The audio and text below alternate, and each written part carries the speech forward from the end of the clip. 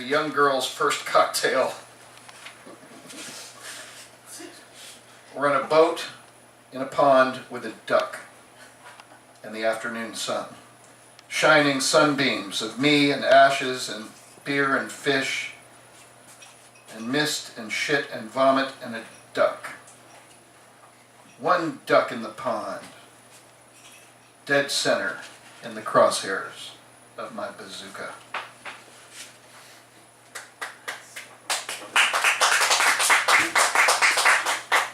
I don't know what that's about. It's weird. All right, we're almost done. I'm getting through the book. What's that? That's no good. I just pulled it out of the closet. I thought I'd just read a couple bits and pieces out of here. Chomsky next. Yeah. Is this the show? Yeah. Chomsky. Buddy. Chomsky. You know what's funny about Chomsky? Funny you mention him. So he's a linguist, right? You know, he speaks well. He's got the clarity of words. He understands how words can be manipulated. He understands the use of silence in communication. You know, he's a deep thinker. He understands nuance. He understands that 60% of communication is, you know, visual, mostly the face. 40% of communication is the tonality, the difference between, wow, you are a son of a bitch, and you are a son of a bitch. You're a son of a bitch. It's tonality. And then 10%, now we're down to the words. And so Chomsky, man, if you ever saw him debate, what a badass he was. If you ever know the scope of his mind, if you don't agree with him, at least he provokes you and makes you think. But as a linguist, it's sort of funny now because let me give you my imitation of Noam Chomsky in a conversation with Tom Miller. Hey, thanks for coming to the Tabernacle of Hedonism, Noam. We're glad you're here. You know, we really appreciate you and Bob Dylan and Tom Petty being here with us today. Noam, tell me, you know, things are getting weird. There's a strange vocabulary that's being used in the local press. Could you give us a little insight into that?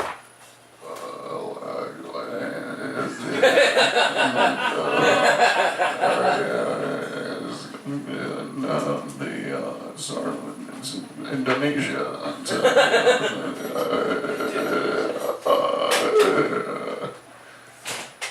Wow, thank you. Stephen Hawking, anything to add? No. Bob Dylan, your thoughts? Bob, have you ever met Tom Petty? Oh, hey, Tom. Hey, Bob. Oh, where you working at? Oh, I'm doing a song called Come I ain't doing it. You want to smoke some weed? Yeah, I want to smoke some weed. Stephen Hawking, want to smoke some weed and go into space? Yeah.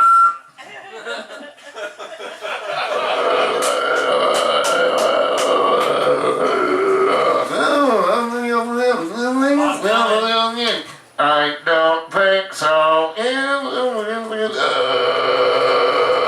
That's my imitation of Noam Chomsky.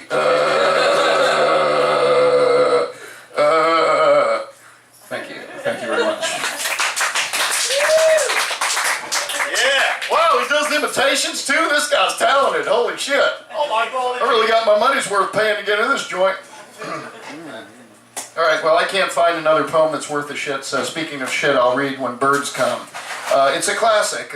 It's in one of my books. My books are available online to buy. I don't think I get any of the money. I think it all goes to YouTube and iTunes and whoever else is working with Elon Musk to fix the world so that it's no longer a simulation by aliens.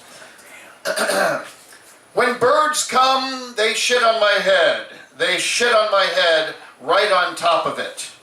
My head is what they shit on. I am a shithead when birds come. Thank you. Yeah. You know, while I'm on a roll, I guess I'll go ahead and read the poem I swore I would never read 20 years ago, and I've been reading it ever since. And it's called Flea in My Urethra. It's a poem about freedom.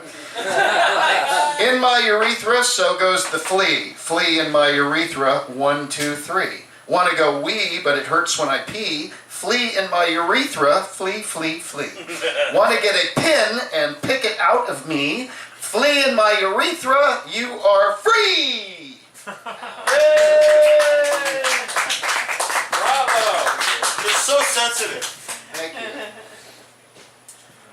I should do my bar poem, my sexist bar poem.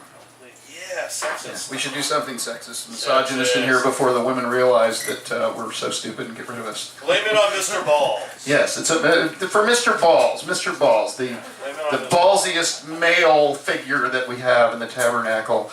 I hope I'm not offending anyone. But I have to do it in a triggered? Were you triggered? I'm sorry.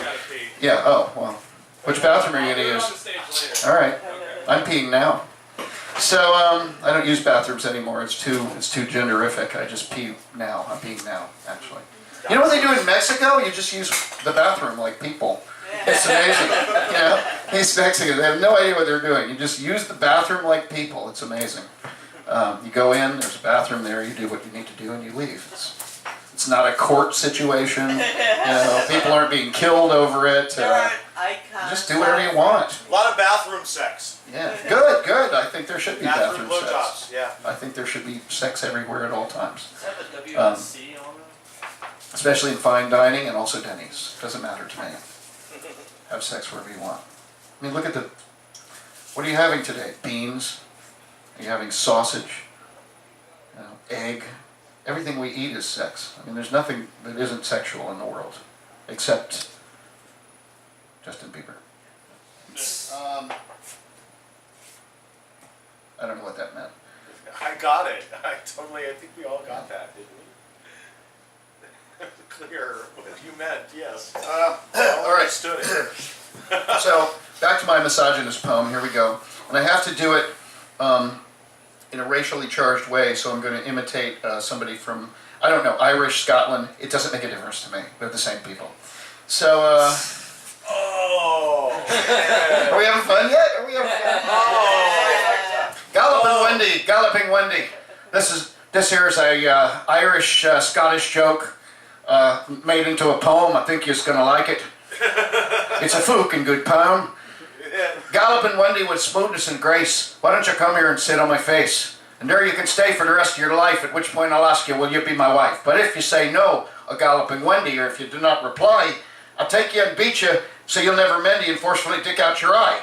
Leave her alone, they told me that night, the boys in the Tavern of Shame. Galloping Wendy is wed to a horse, and that's why we gave her that name. Thank you. That's dedicated to the guy that played James Bond that likes to slap women, but everybody still thinks he's sexy. What's his name? Is he alive? Is he dead? Yeah, Sean Connery, woman slapper. What, like in real life? Or? Yes. Which way to the bathroom, darling? It's right over there, Mr. Bond. When they don't want it. Terrible. When they don't want to be slapped. Although he was beaten up by women quite frequently, I also want to mention that, and that. What was that woman that massaged him? What was the one that gave him the massage? Yeah. You know what he talks like now? Here's my imitation of Sean Connery. Yeah. It's the same as. Is that what happens to people when you get old? You just. Could you imagine me? Oh my God. Is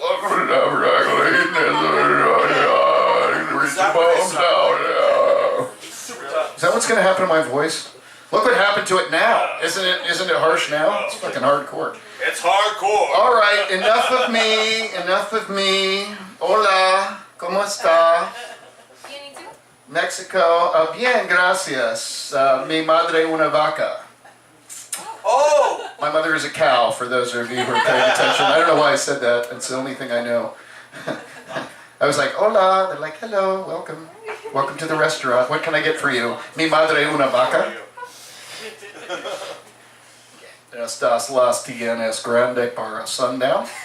That's my imitation of John Wayne in Mexico as a Mexican. And that means she has him big for sundown. And I don't know what that means either. Does anyone else have any peculiar Spanish phrases? Okay, good. We'll move along then. Thank God. Ladies and gentlemen, it's a pleasure to see you here tonight at the Tabernacle of Hedonism.